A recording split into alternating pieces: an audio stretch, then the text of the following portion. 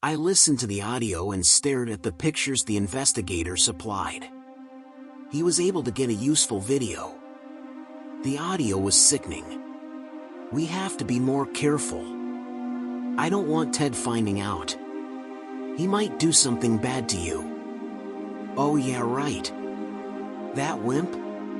Oh, I'm so scared of a Walmart assistant manager. Giggling, knock it off. I thought I was pregnant and his surprise wedding proposal handed me somebody to take care of the kid. I wasn't pregnant but married him anyway. Well, he obviously can't keep that pussy or ass of yours satisfied. Get on all fours, I'm doing your ass again. I've heard some guys get off watching their spouse getting fucked.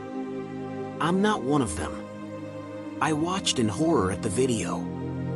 Who was this woman? She talked and acted like a whore. We arrive on Sunday night. You're going to come in Monday night? You got it. I figured he might get suspicious if I was on the same flight as you.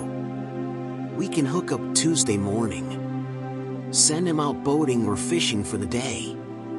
My name is Ted Smallhouse. I married Crystal almost 5 years ago. We are going to Costa Rica to celebrate our 5th anniversary. I have no desire to spend any more of my life with this slut. We have 2 kids.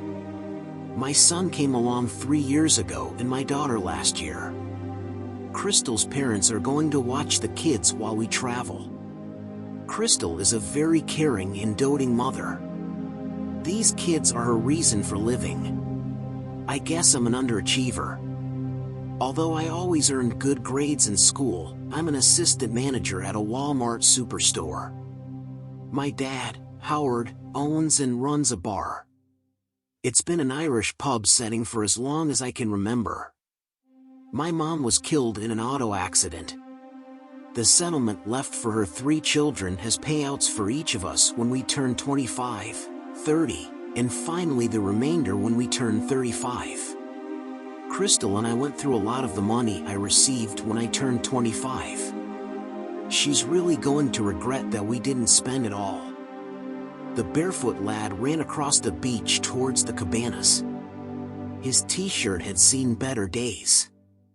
There were holes in the jeans he was wearing. These were not the jeans with the intentional holes the millennials liked, they were actual wear and tear holes in the knees. The small suitcase he was carrying had several smiley face stickers affixed to the front and back. The lad also carried an envelope with $500 bills in it. He paused to locate Unit C12, then knocked, softly at first but with increasing intensity. The door swung open and a large man looked down at the lad. "What do you want?" "Amigo, Senorita wants this. Please give it to her." The man looked at the suitcase and glanced around. He accepted both the suitcase and envelope from the lad, and then closed his door. He saw the airline's checked bag sticker with Crystal's name on it. Whatever he thought. On Tuesday morning, with Ted out on his guided fishing trip, Crystal strolled through the courtyard towards Cabana C12. She was proud of her deception. Ted was so trusting. Once she had sampled Reggie's cock, she was hooked. He wasn't any bigger than Ted. She found out she liked being treated like a slut.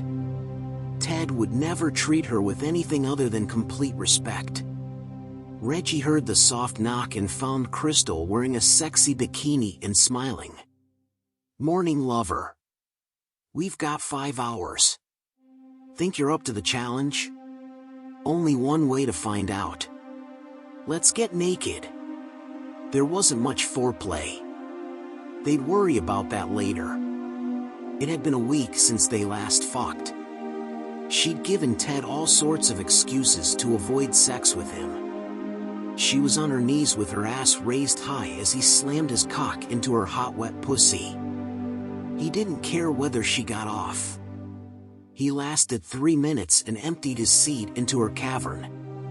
Rolling off so she could use the bathroom, he remembered some kid dropped your luggage off here earlier. There's an envelope too. What? That makes no sense. While still naked, the pair gazed at the contents of the suitcase. 11 small vials with a white powder in each. There was an empty slot amongst the 11. Reggie and Crystal each picked up a few of the containers. Crystal opened the envelope and pulled the $100 bills out. What the fuck? Yes, sir. We saw that young boy hand him an envelope and run away with this container. It just looked suspicious to us, so my husband tried to stop him. The kid panicked, dropped the container, and bolted. The way the container is wrapped, we thought it might be drugs, so we brought it to you. If this is drugs, then I'd bet it is cocaine.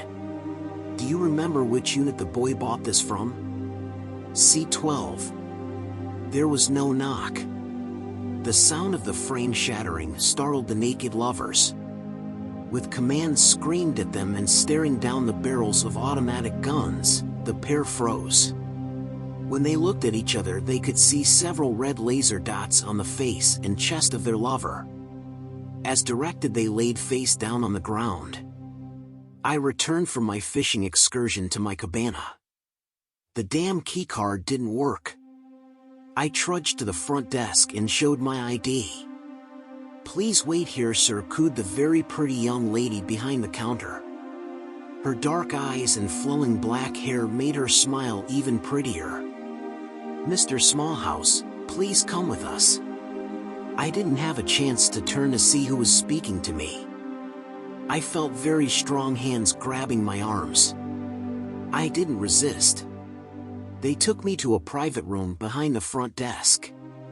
Mr. Smallhouse, let me show you a picture. Do you recognize this? I think my wife has some luggage like that. Why do you ask? Where were you today? On the guided fishing tour. I just got back. Can someone vouch for you? Definitely. I spent a few hours talking with the owner of the boat. His name was Jamie Rodriguez. I've got my receipt in my wallet. I fished out the receipt. What's this all about? Your wife was arrested for dealing cocaine. No way. You've made a mistake. We don't do drugs, and she certainly isn't a dealer. I'm confident in my arrest. It's you who seems to be uninformed. Do you know a Mr. Reggie Harmon? Yeah, that's someone she works with. Crystal and Reggie were arrested in his cabana around 10 a.m. today. They were naked, and that suitcase contained the cocaine. We also seized some cash. I sat digesting what he said. I didn't know.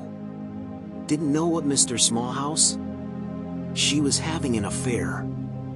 You can fucking lock her up and throw away the key. Calm down, Mr. Smallhouse. I think that's all I have for you right now. The front desk cutie gave me a new key card.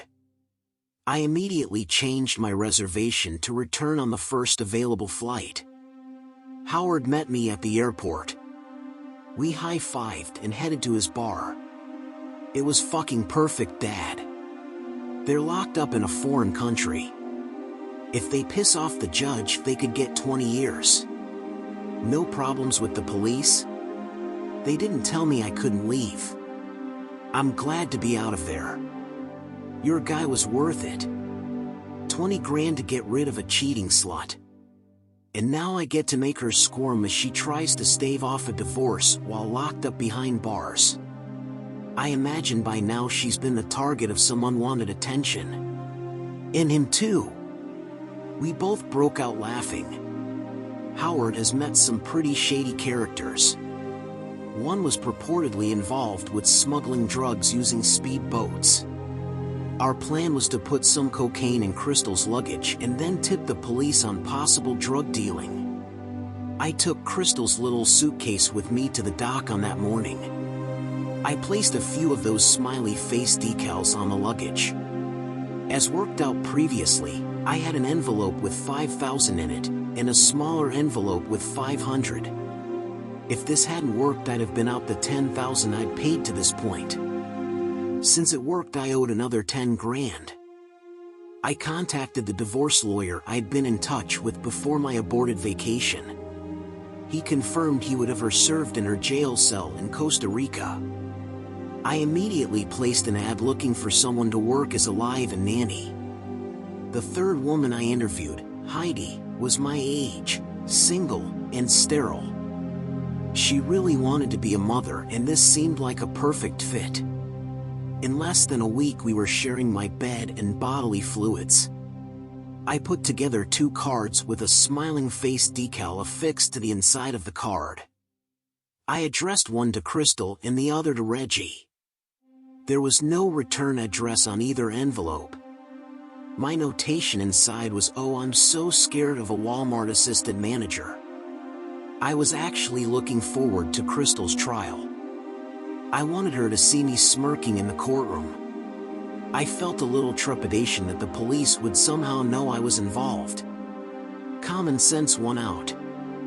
I couldn't risk some podunk detective in a foreign country fucking my slut wife and then pinning the drug shit on me. I had no reason to believe that, but why risk it? I did the next best thing. When I paid the final 10 grand, the guy agreed to have the courtroom filled with people holding up smiley face placards. He said it would be a pleasure and there was no charge. I gave him a roll of the Walmart smiley face decals. I have no idea who was recruited to spoof the police, but they even testified to the supposed drug deal. Crystal and Reggie were convicted and given 10 years with no parole. The photos Howard received showed about 20 people in the courtroom holding up smiley face placards. I put together 2 cards with a smiling face decal affixed to the inside of the card. I addressed one to Crystal and the other to Reggie. There was no return address on either envelope. My notation inside was, "Oh, I'm so scared of a Walmart assistant manager." Did I see smiling face decals on the luggage? The divorce was uncontested.